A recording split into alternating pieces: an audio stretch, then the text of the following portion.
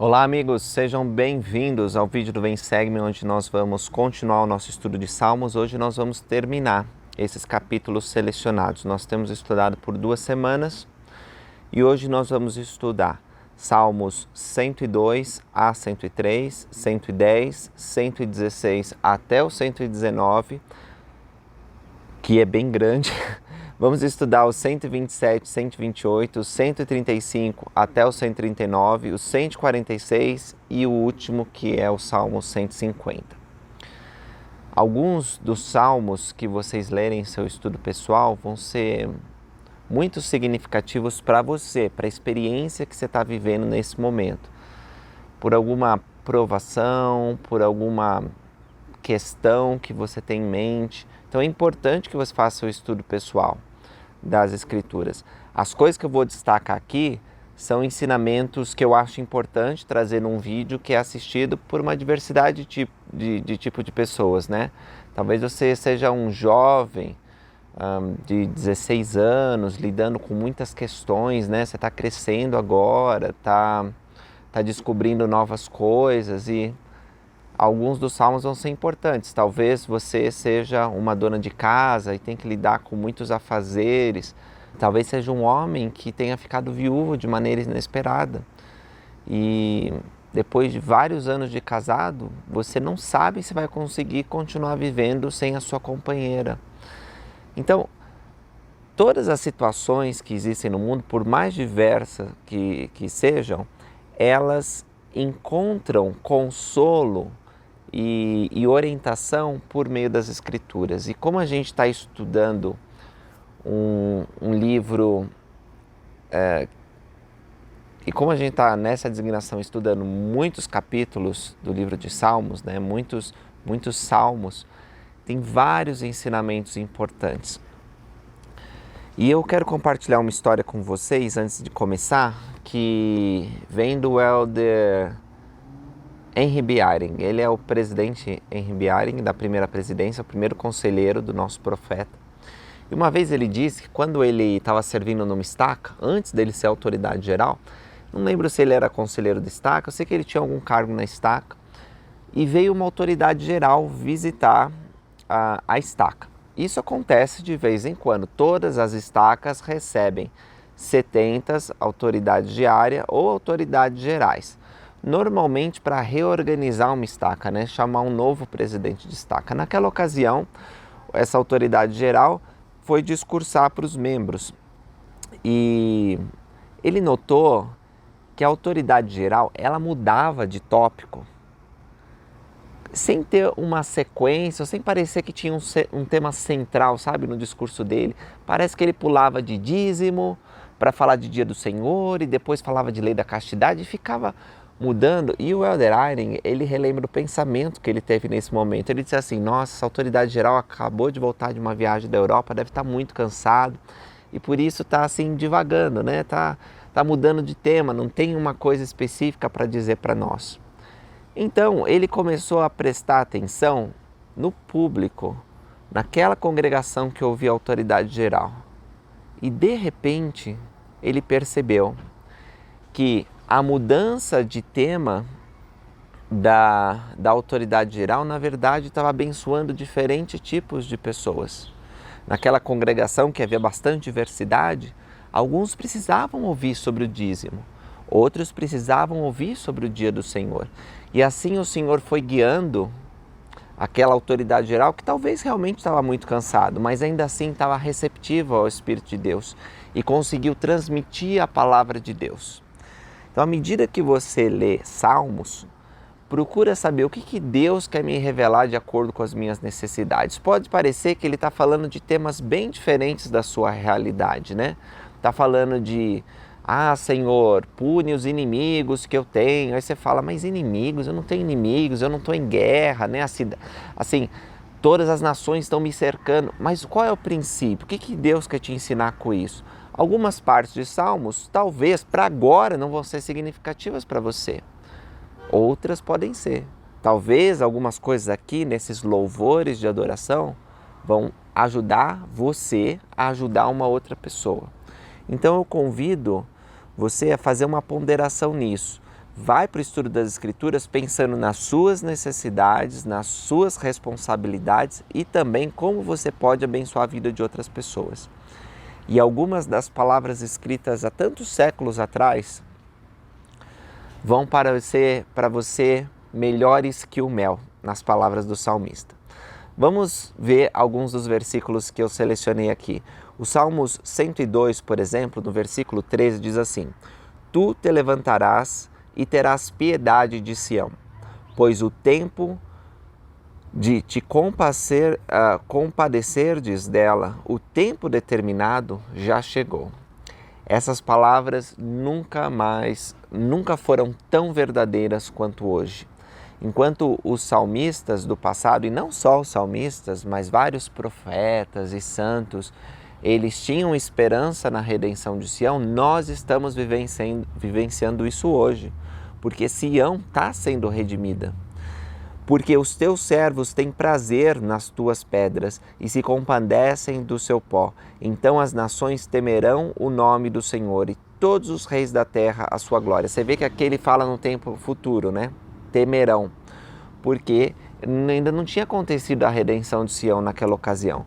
Quando o Senhor edificar Sião, então ele fala, quando isso acontecer no futuro, e nós estamos vendo que Sião está sendo edificada hoje. Como que Sião é edificada? Quando as pessoas se unem à igreja de Deus, são coligadas a Israel, e Sião, e Deus transforma o coração delas. Aparecerá na sua glória. Então, quando Sião for edificada, o Senhor aparecerá na sua glória. A segunda vinda acontecerá. Ele atenderá a oração do desamparado e não desprezará a sua oração. E isso se escreverá para a geração futura. E o povo que se criar louvará o Senhor. Então isso foi escrito para benefício das gerações futuras, para nosso benefício, que aqueles santos do passado, eles cantavam sobre a época que nós vivemos. Eles ansiavam por uma época em que templos estariam disponíveis em toda a nação, onde o evangelho seria pregado a todo o povo, nos 4 cantos da terra, né? Falando numa linguagem das Escrituras. E hoje isso está acontecendo. Vamos para Salmo 103, diz o seguinte, no versículo 10, Deus não nos tratou segundo os nossos pecados, nem nos recompensou segundo as nossas iniquidades. Pois assim como o céu está elevado acima da terra, assim é grande a sua misericórdia para com os que o temem. No 12, assim como está longe o oriente do ocidente, assim afasta de nós as nossas transgressões. Vocês vão ver que a misericórdia é um tema central dos Salmos, do livro inteiro de Salmos, né? Ele fala muito de como o Senhor é benigno, de como é bondoso, de como é rápido em perdoar. E às vezes nós lemos essas coisas e pensamos, tá bom, né? Entendi isso. Mas quando nós precisamos de misericórdia, quando nós precisamos de perdão, é que essas palavras se tornam mais significativas. Então, se você acha que você está muito afastado da misericórdia de Deus, você está enganado. Porque Deus, ele é rápido em perdoar e a misericórdia dele é elevada. Ele quer ter você de volta. Olha o que diz no 13:14. Assim como um pai se compadece de seus filhos, assim o Senhor se compadece daqueles que o temem. Então imagina num pai muito amoroso. Esse é o Pai Celestial, muito mais, né? Porque o Pai Celestial não tem os limites e os defeitos de um pai mortal, pois ele conhece a nossa estrutura. Lembra-se que somos pó, então ele sabe que nós somos fracos, ele sabe que estamos decaídos, que muitas vezes somos sujeitos ao homem natural. Claro que isso não é desculpa para nós termos uma conduta errada, iníqua e dizer, eu sou assim mesmo, não vou mudar. Não é isso, não é nesse caminho que está indo. O que ele está dizendo aqui é que nós temos dificuldade, Deus sabe disso. É por isso que enviou à terra Jesus Cristo, é por isso que deu leis, mandamentos, ordenanças, para que por meio desses ensinamentos, da lei do Senhor, como é chamada aqui em Salmos, nós possamos progredir, conhecer melhor quem é nosso Pai Celestial e Jesus Cristo. E por meio da graça de Cristo, atingir um estado de perfeição. Isso é possível. Agora, nesse processo, nós vamos cometer erros, vamos cair. E aí, Deus, ele não vai olhar para nós como os deuses mitológicos, né, que eram absolutos e olhavam com tirania. Não, de forma alguma. O único e verdadeiro Deus vai olhar para nós com grande misericórdia. 17 e 18 repete mais ou menos esse tema, mas eu queria frisar uma coisa que está dizendo aqui, ó. A misericórdia do Senhor é de eternidade em eternidade sobre aqueles que o temem, e a sua justiça sobre os filhos dos filhos, sobre aqueles que guardam o seu convênio e sobre os que se lembram dos seus mandamentos para o cumprirem. Então, Deus, ele ama todos os seus filhos, ele faz com que o sol, a chuva caiam sobre bons e maus. Ele é muito bondoso, mas a misericórdia de Deus, como está bem claro nesses versículos, é somente para aqueles que o temem. A sua justiça sobre os filhos dos filhos, sobre aqueles que guardam o seu convênio e sobre os que se lembram dos seus mandamentos para o cumprirem. Então, o povo do convênio é que tem direito às absolutas bênçãos da expiação de Jesus Cristo. A expiação de Jesus Cristo é para todo mundo, e todo mundo que nasce nessa terra vai receber vantagens por causa do sacrifício de Cristo. Um exemplo disso é a ressurreição universal. Bons e maus vão se levantar dos mortos.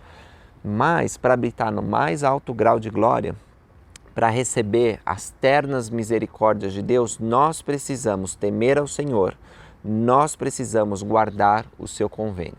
Se nós não obedecermos aos convênios de Deus, à lei de Deus, nós não podemos esperar receber um lugar ao lado daqueles que antes obedeceram, como Abraão, Isaac, Jacó e todos os outros santos profetas.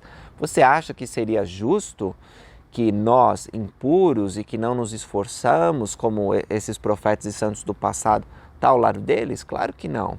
Então nós precisamos fazer a nossa parte para que a misericórdia do Senhor seja abundantemente, plenamente derramada sobre nós. Eu não quero aqui que vocês pensem que eu estou colocando limites na bondade de Deus, mas o próprio Deus declarou que existem requisitos para que nós possamos herdar um lugar ao lado dele. Pulando para o 110, e vocês lembram, não precisam ler apenas os versículos, os capítulos selecionados aqui, vocês podem ler todos os salmos, todos que vocês quiserem, se tiver mais tempo, que com certeza vão encontrar grandes ensinamentos, mas como a gente só tem uma semana de estudo, o manual, ele fez alguma seleção, e aí eu estou seguindo essa seleção. Salmo 110, 4 diz: jurou o Senhor e não se arrependerá.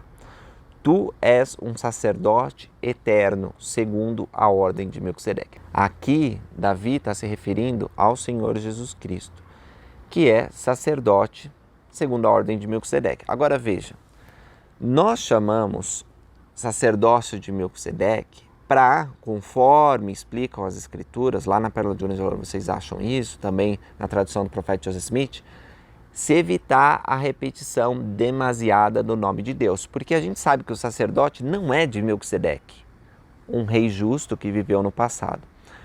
Nós sabemos que o sacerdócio é de Deus, então o nome verdadeiro do sacerdócio era sacerdócio segundo a santa ordem do Filho de Deus, porque o sacerdócio é dele, o sacerdócio provém dele. Então quando diz aqui que Jesus Cristo, ele é sacerdote segundo a ordem de Melquisedeque, é segundo a ordem dele mesmo, tá? Melquisedeque foi um símbolo de Jesus Cristo, assim como outros profetas também. Quando Paulo diz que Melquisedeque não tinha pai nem mãe, não quer dizer que Melquisedeque não tinha pai nem mãe, mas que o sacerdócio não teve começo nem fim, porque é de eternidade a eternidade, junto com Deus. O sacerdócio é o poder que Deus usou para criar essa terra. É o poder que ele tem para reger os mundos e para realizar a sua obra. E ele concede uma parte desse sacerdócio para nós, seus filhos. Eu fui recentemente ordenado ao ofício de sumo sacerdote, na ordem de Melquisedeque, a mesma ordem do Filho de Deus. E muitos dos homens da igreja são ordenados ao sacerdócio de Melquisedeque, em diferentes ofícios. Irmãos, quando você recebe o sacerdócio de Melquisedeque, você é separado. A designação é literalmente ser colocado à parte, ser separado do mundo. E agora as suas palavras, os seus atos precisam ser diferentes.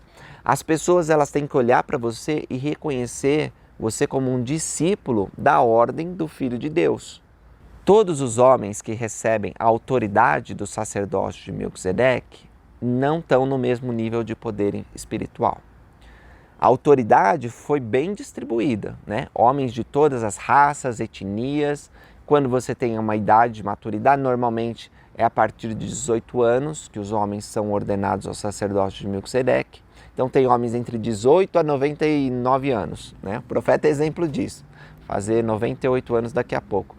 Então, todos eles possuem a mesma autoridade. Você que acabou de ser ordenado um elder na igreja, que é o ofício no sacerdócio de Melquisedeque, que primeiramente nós somos ordenados, você tem a mesma autoridade, o mesmo sacerdócio do profeta de Deus, o presidente Russell M. Nelson. Mas o poder, aí já é diferente, porque o poder depende da retidão. O poder depende de você cumprir os convênios associados a esse sacerdócio. Então, infelizmente, nós encontramos alguns homens na igreja que não são dignos de portar o sacerdócio de Deus, que não agem segundo as promessas que eles fizeram a serem ordenados a esse ofício. E aí, eles não podem exercer os poderes da retidão. Esse homem não vai conseguir operar milagres como os profetas do passado faziam. Então, nós precisamos lembrar que o sacerdócio foi recebido por juramento e convênio. Jurou o Senhor e não se arrependerá. O juramento é uma forma de convênio muito solene e sagrada, na qual Deus, que nunca mente, diz que nós teremos o sacerdócio de modo perpétuo. Agora, se nós formos indignos do sacerdócio e não o honrarmos e irmos contra os convênios que nós fizemos, sacerdócio nenhum poderá ser usado por nós, porque nós não estamos cumprindo nossa parte no convênio. E como o sacerdócio não é inteiramente nosso, a gente não pode mudar as regras com relação a isso. É Deus que estabeleceu essas diretrizes. Então, se Ele diz que nós precisamos cumprir os mandamentos, os convênios, para desencadear poderes sagrados, não existe outra maneira, irmãos. Então, uma vez os discípulos perguntaram para o Senhor Jesus Cristo, por que nós não conseguimos expulsar esses demônios? Ora, esses discípulos, eles tinham sido abençoados com o sacerdócio e eles sabiam que tinham autoridade para realizar aquela ordenança de expulsar os demônios. Mas o Senhor Jesus Cristo respondeu, essa casta de demônios não se expulsa, a não ser com muita oração e jejum. Eles precisavam trabalhar no seu espírito, na sua retidão, para que tivessem mais força espiritual. Então, na igreja, os homens têm um sacerdócio, todos têm a mesma autoridade, mas se você tem mais poder ou menos poder, vai depender do quanto você está obedecendo o Filho de Deus, quanto que você está seguindo aquele que é o verdadeiro sacerdote, o sumo sacerdote da nossa alma, Jesus Cristo. Vamos para o 116. No 116 tem o versículo 8 que eu separei, diz assim, o Senhor, livra-te, porque tu, Senhor, livra-te a minha alma da morte, os meus olhos das lágrimas, os meus pés da queda. Eu achei muito bonito como foi colocado aqui. Andarei perante a face do Senhor na terra dos viventes. Então aqui você vê que a fé do salmista fez com que o Senhor, ou ele está clamando, né, para que o Senhor faça isso, livre ele da morte, os seus olhos da lágrima e os seus pés da queda. E quero dizer para vocês que muitas vezes isso é realidade para os santos de Deus. Você ora, Senhor, me livra desse mal, e o Senhor te livra. Me livra desse acidente, e o Senhor te livra do acidente. Me livra de ser roubado, e o ladrão não entra na tua casa. Me livra de ter uma queda e quebrar um osso, e o Senhor te livra disso. Muitas vezes nós somos protegidos, às vezes a gente nem percebe o quanto a gente é protegido. Algumas vezes, algum alimento que ia nos fazer mal, o Senhor nos livra daquilo, seja fazendo com que o nosso organismo fique mais forte para resistir àquele veneno, ou fazendo que a comida nem chegue na nossa boca, né? Alguma forma o Senhor traz o livramento. E nem sempre nós somos gratos por isso. Mas tem uma outra coisa aqui. O versículo 15, quando a gente continua lendo esses salmos, a gente vê que nem sempre o Senhor vai nos livrar da morte, não vai fazer com que os nossos olhos fiquem livres das lágrimas e nem sempre o Senhor vai fazer com que nós sejamos protegidos da queda. Às vezes nós vamos ter que sofrer essas coisas. E o versículo 15 tem um consolo para aqueles que sofrem a morte ou que têm amigos e familiares que passam para o outro lado do véu. Diz assim: preciosa é a vista do Senhor. Preciosa é à vista do Senhor a morte dos seus santos. Então, às vezes nós ficamos tristes que alguém tenha morrido. A gente pensa, isso foi prematuro. Ou, nossa, olha só, deixou uma família. Ou, nossa, foi uma morte trágica, né? Teve uma morte terrível, foi assassinado, ou teve um acidente terrível, ou ficou em coma e depois morreu. Enfim, não vou entrar nisso, mas vocês sabem que muitas vezes nós temos a impressão de que não devia ser daquele jeito naquele tempo. Mas o Senhor, Ele tem um plano para cada um de nós. E nada acontece sem sua onisciência. Onisciência e onipotência são outros temas muito presentes aqui no livro de Salmos. E se essa pessoa morreu procurando fazer o melhor dela, se esforçando para guardar os mandamentos e honrar os convênios, então nós podemos saber que esse versículo se aplica, porque preciosa é a vista do Senhor a morte dos seus santos, porque o Senhor vai estar recebendo elas para si. E elas vão estar mais perto da vida eterna. No 118, a gente vê uma expressão que é bastante repetida na designação dessa semana, que diz assim: louvai ao Senhor, lembra, salmo significa louvor, porque Ele é bom, porque a sua benignidade dura para sempre. Essa frase, tua benignidade dura para sempre, como eu falei, vocês vão ver muitas vezes aqui no livro de Salmos. E aí eu fiquei pensando, né, o que será que significa isso? Porque é tão repetida essa expressão, tua benignidade dura para sempre. Eu acho que o salmista queria que nós lembrássemos, e ele mesmo provavelmente queria lembrar, que o Senhor é bondoso para sempre.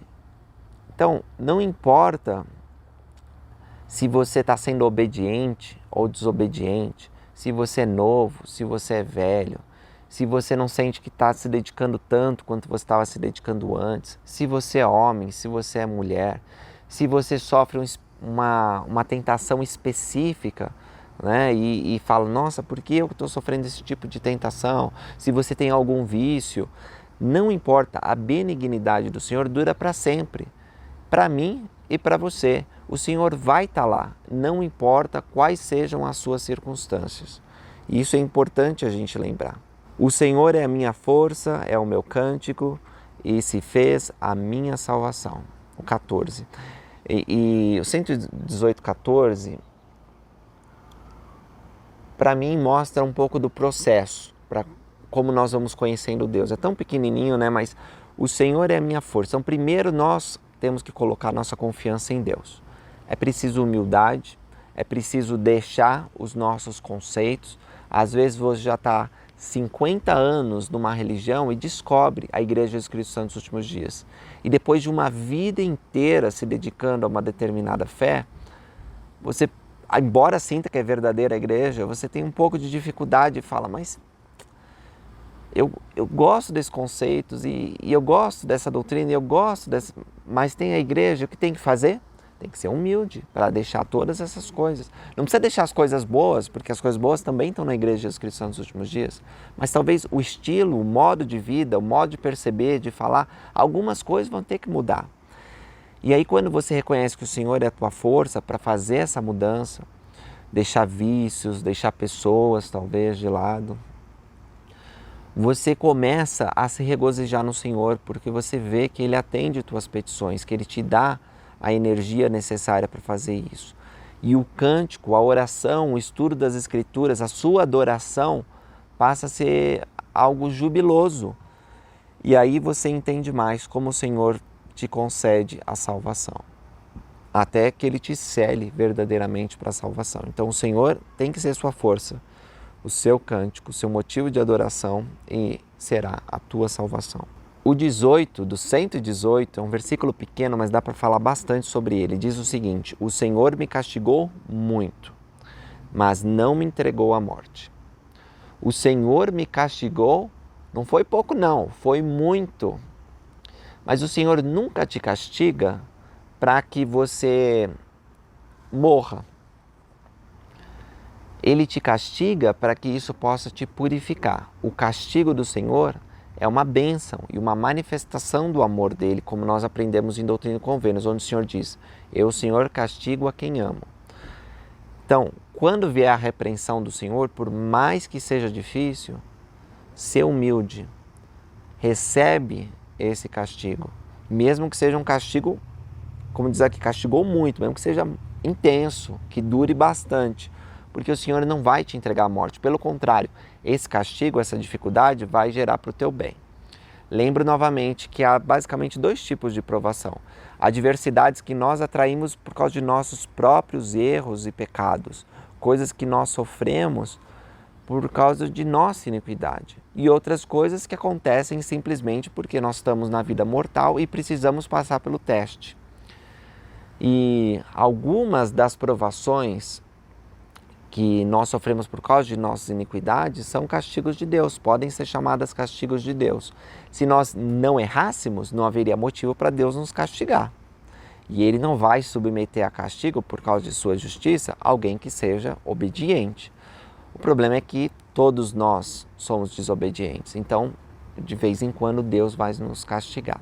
E o castigo pode ser uma privação, pode ser uma resposta à oração dizendo não, pode ser várias coisas. Deus, em sua sabedoria, sabe personalizar os seus castigos, mas sempre vai ser na medida e nunca para que nós morramos, para que nós soframos. Deus não se regozija com o nosso sofrimento, mas algum sofrimento às vezes é necessário para que nós possamos reconhecê-lo como Deus, guardar seus mandamentos, adquirir atributos que vão ser necessários para a nossa salvação eterna.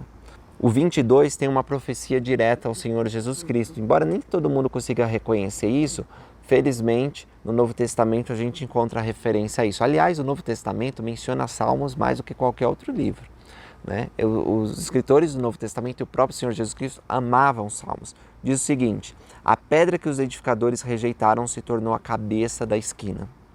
A pedra é Jesus Cristo, é a rocha eterna que foi rejeitada, mas que se tornou a cabeça da esquina. Da parte do Senhor se fez isso, maravilhoso é aos nossos olhos. Bendito aquele que vem em nome do Senhor. Nós vos bendizemos desde a casa do Senhor. Ótimo versículo também para a gente discutir, que a gente pode ver que o próprio Senhor Jesus Cristo usou esse versículo, porque se refere a Ele, né? Bendito é o que vem em nome do Senhor, é o Senhor Jesus Cristo. E está ligado isso à casa de Deus, o templo. Então nós temos que bendizê-lo desde o templo, desde a sua casa santa. O Salmo 19 é um salmo longo. Acho que é o maior salmo que tem aqui, tá? Posso estar enganado, não conferi os outros, mas ele tem 176 versículos. E assim, se você não tiver tempo de ler nada dessa semana, só lê o Salmo 119, porque é um salmo que fala sobre a lei do Senhor, fala sobre louvor, adoração, é bem completo. E inclusive vocês vão ver que tem os nomes das letras hebraicas, né? Aleph, depois Bet, e assim vai por diante os nomes do alfabeto.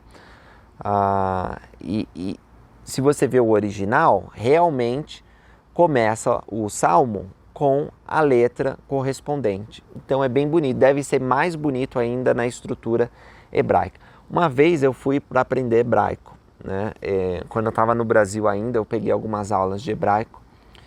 E, gente, o hebraico é difícil. O hebraico antigo, então, muito mais difícil, porque eles não têm vogais, eles não têm pontuações, então é bem complicado. Naquela época eu não tive como continuar o curso, talvez um dia eu aprenda. Mas aqui tem um pouquinho de hebraico para nós, né? Aleph e assim por diante, Bet. E aí vocês vão lendo algumas letras hebraicas aí. O nosso fim, que não é acadêmico, você não precisa saber hebraico para entender a Bíblia. Aliás, você não precisa saber muita coisa sobre línguas, sobre traduções, porque o que você mais precisa para entender as Escrituras é o Espírito de Deus. Quando você tem o Espírito de Deus, você consegue entender mais do que os mestres das Escrituras. E eu vou mostrar um pouco sobre isso aqui, ó. O versículo 27 diz: faz-me entender os caminhos dos teus preceitos, assim falarei das tuas maravilhas. Então, quando você não está entendendo as Escrituras, quando você lê uma coisa, não consegui entender isso direito, ou eu não tenho capacidade. Quando você sente que você não tem muita capacidade para entender, você pensa assim, eu já estou idosa, já estou idoso, eu não leio como antigamente, eu não guardo as coisas. O que você tem que fazer? Ou se você é um jovem, né, e às vezes está mais jovem e está dizendo, isso daí eu vou aprender depois, eu não consigo entender agora, a Bíblia é muito difícil. Seja qual for sua situação, se você sente que não pode aprender alguma coisa relacionada ao Evangelho, à história da igreja, à doutrina, convido você a aplicar esse versículo 27. Diz: faz-me entender os caminhos dos teus preceitos. Em outras palavras, você deve orar a Deus para que Ele te faça entender. Não é impossível, olha, presta atenção no que eu vou dizer, não é impossível que qualquer dos santos dos últimos dias deixe de entender as palavras das Escrituras e compreenda profundamente a doutrina de Deus. E se você ainda não está nesse nível, é sua responsabilidade se humilhar e procurar Deus, para que você possa entender os preceitos dele. Um dos resultados de entender a palavra de Deus é ser capaz de falar das maravilhas de Deus com poder e autoridade.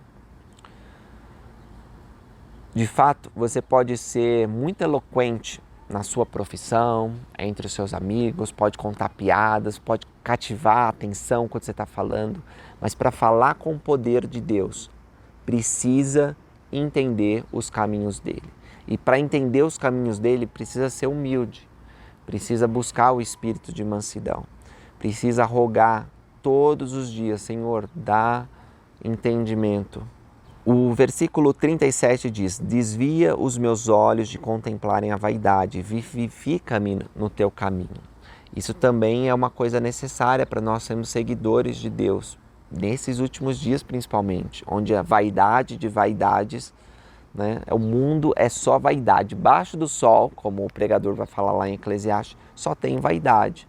E nós precisamos escapar da vaidade, orando a Deus para que possa nos vivificar no caminho dele. Mais para frente, um outro versículo que eu selecionei é o 93.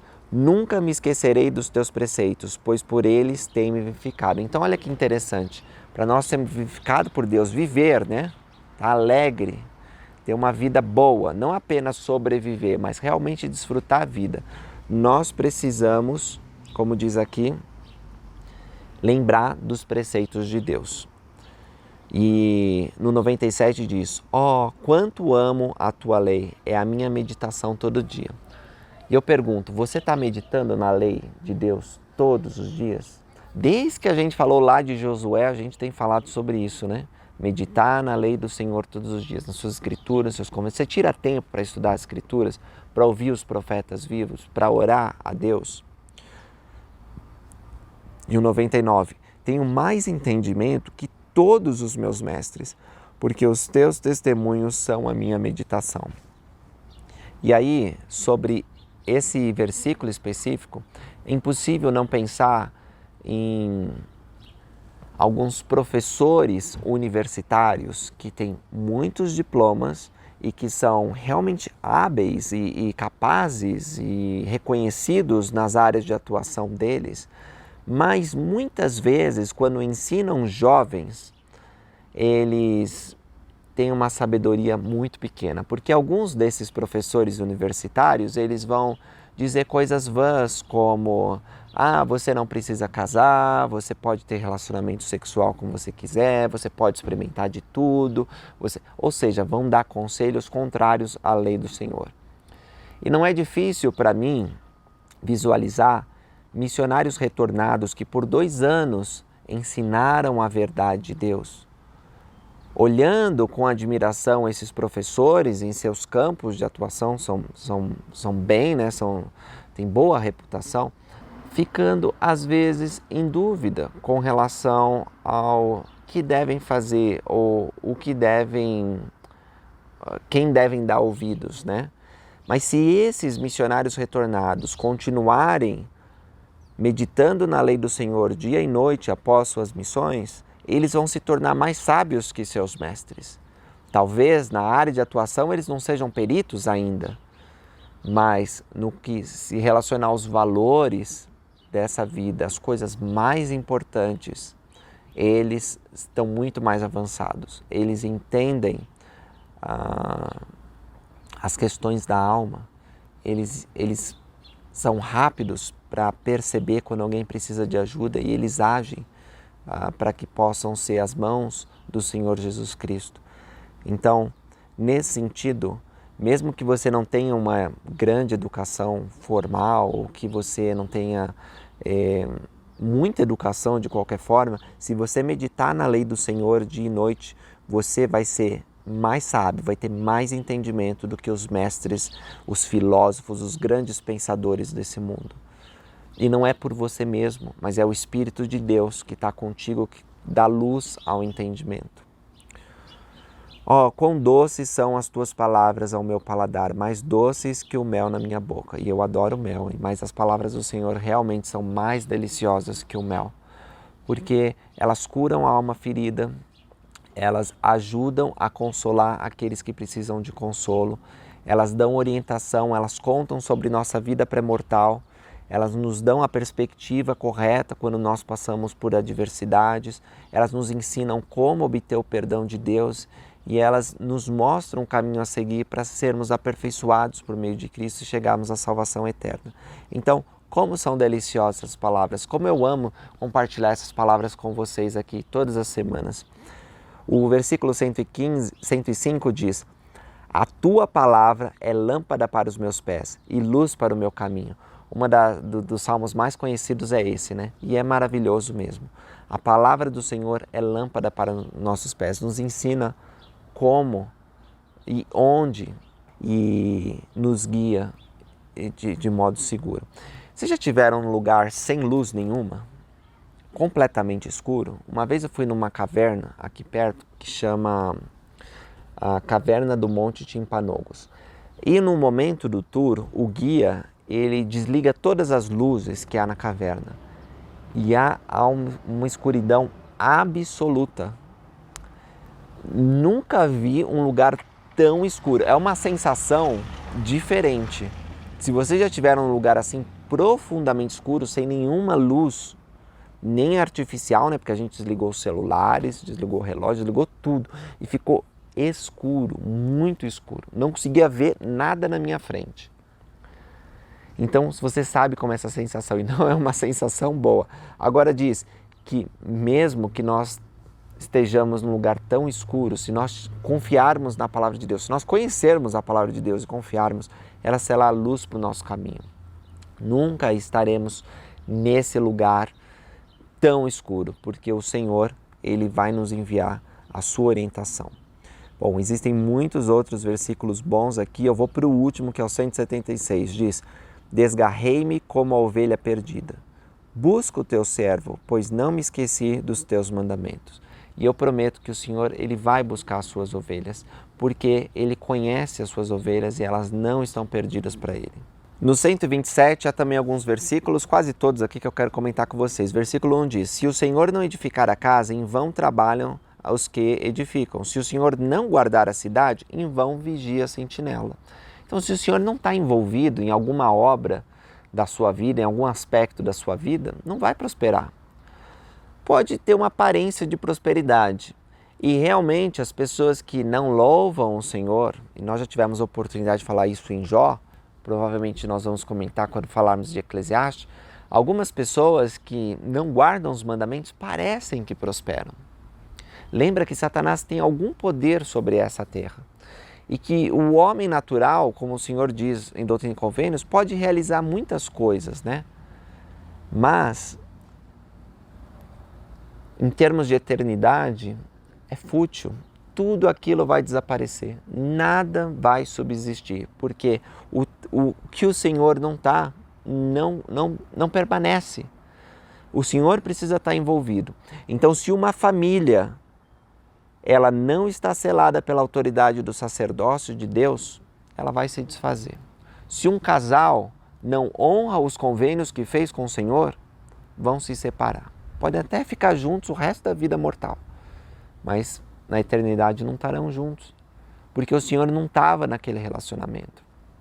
Então, tudo que nós nos envolvermos precisa estar o Senhor junto, porque aí aquilo vai prosperar, vai ser edificado. O versículo 3, já que estamos falando de família, diz assim: eis que os filhos são a herança do Senhor, e o fruto do ventre o seu galardão. Essa aqui deve ser uma das escrituras favoritas da minha mãe, porque ela citou essa escritura muito para nós. Tá na bênção patriarcal dela, não sei se é a escritura, mas essa expressão, assim, que os filhos são a herança do Senhor. No caso, na bênção dela, tá, que os filhos seriam a herança dela, que o Senhor está dando para ela. E nós, como família, nunca tivemos muitas posses materiais. Algumas pessoas na escola às vezes pensavam que nós éramos ricos, talvez porque nós éramos comportados, né? Nós éramos educados, a gente não falava palavrão, mas pensava que a gente era filhinho de papai e mamãe. De forma alguma. Passamos por muitas dificuldades e provações. E membros da família tiveram que ajudar, nossos tios, eles foram muito bondosos, nos ajudando muitas vezes. O Senhor foi o que mais nos ajudou, porque dava força para minha mãe ir para as feiras. Ela trabalhava como feirante, ela tinha a barraquinha de ervas medicinais dela e ela vendia. Ao mesmo tempo que meu pai, quando nós morávamos em Santos, ele tinha e ficou muitos anos fazendo isso, que viajar todos os dias para São Paulo para poder trabalhar. Então ele saía muito cedo e chegava muito tarde. Em algumas ocasiões não tinha dinheiro para ele todo dia, então ele ficava na casa da minha avó a semana e só voltava final de semana para sustentar 6 filhos. E vocês sabem que o Brasil economicamente nem sempre foi tão bom, né? E embora hoje nós estejamos melhor financeiramente do que estávamos no passado, ainda assim não temos muitos recursos financeiros ou propriedades ou coisas assim. Mas eu não acho que os meus pais se arrependem das decisões que eles tomaram em termos de quantidade de filho, porque a vida deles já começou difícil. Meus pais, eles se casaram desempregados, depois de 3 meses que haviam voltado da missão. Mesmo assim, meus pais escolheram ser pais. Minha mãe queria ter filhos, e queria ter muitos filhos, e o Senhor atendeu o pedido dela, dando 6 filhos. Ela queria mais, mas o Senhor não deu mais, deu 6. E cada nova gravidez havia comentários do tipo: vocês não têm televisão em casa? Outro filho, olha a situação de vocês. Enfim, eu não vou me estender sobre isso. O que eu vou dizer é que minha mãe confiou de que os filhos seriam a herança dela. E o versículo 4 e 5 é o que ela sente que recebeu. Como flechas na mão de um homem valente, assim são os filhos da mocidade. Bem-aventurado o homem ou a mulher que enche deles a sua aljava. Não serão envergonhados, mas falarão com os seus inimigos à porta. Eles podem olhar na frente de qualquer um, mesmo as pessoas que odeiam, e dizer: fomos fiéis aos mandamentos de Deus. O Senhor disse: crescer, multiplicai, encher a terra. Ensina seus filhos no caminho que devem andar, e até quando crescerem não se desviarão dele. Somos uma família selada na casa do Senhor, porque meus pais foram dignos de entrar no templo e fazer um convênio eterno. Depois, embora tivessem muitas dificuldades, como eu relatei para vocês, essas coisas não atrapalharam. Talvez até tenham fortalecido, porque essas dificuldades fizeram com que fôssemos fortes e aprendêssemos. É claro que talvez no Natal eu queria ter recebido algum videogame novo, super moderno, que meus pais não tinham dinheiro para me dar, mas não ter aquele item, aquele brinquedo, aquela coisa, fez diferença em termos eternos? Nenhuma. Me ajudou a aprender lições e a valorizar o trabalho, o sacrifício e o amor que meus pais tinham por mim? Com certeza. Então, eu quero ser digno de ser uma aljava nas mãos do meu pai valente e da minha mãe valente. E o nome que eu levo hoje, Lucas Guerreiro, é o nome da minha família e eu preciso honrar esse nome, o sacrifício que meus pais fizeram. Então, se você é casado e está se debatendo se deve ou não ter filhos, essa é uma conversa que você tem que ter com a sua esposa ou com seu marido junto com Deus. E depois de decidir junto com Deus qual é a vontade dele, tenha coragem. Não deixa que preocupações financeiras, profissionais, educacionais te impeçam de cumprir aquilo que você, sua esposa e Deus decidiram. Parentes, eles vão dar conselho. Os avós, os pais, quem quer que seja, vão dar conselhos, mas a decisão de quantos filhos ter e quando ter é do casal. E as dificuldades vão existir, você sendo casado, você sendo solteiro, você tendo filhos ou não tendo filhos. Mas essa escritura só vai se aplicar para aqueles que têm filhos. Como flechas na mão de um homem valente, assim são os filhos da mocidade. Bem-aventurado o homem que enche deles a sua aljava. Não serão envergonhados, mas falarão com seus inimigos à porta. Então, bem-aventurado é aqueles que escolhem ter filhos e os criam no caminho do Senhor. Vocês vão enfrentar todos os inimigos com a cabeça erguida e não serão nunca envergonhados. Então, agradeço muito meus pais por terem sido fiéis aos convênios e convido vocês a trabalharem na edificação dessa casa.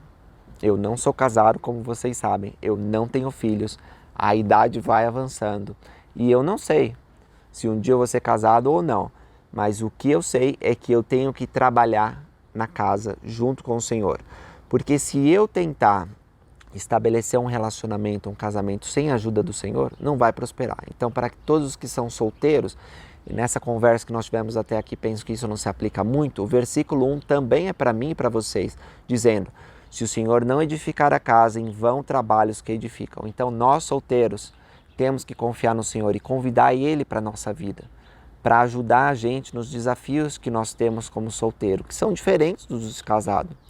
Aí você vai dizer, a vida de casado é mais difícil, a vida de solteiro é mais difícil. Gente, todo mundo tem desafio. Entrar nessa conversa não é uma boa ideia. A boa ideia é convidar o Senhor para nos ajudar a enfrentar nosso desafio, vencer o homem natural. E um dia, quer seja aqui ou depois, nós poderemos ter filhos.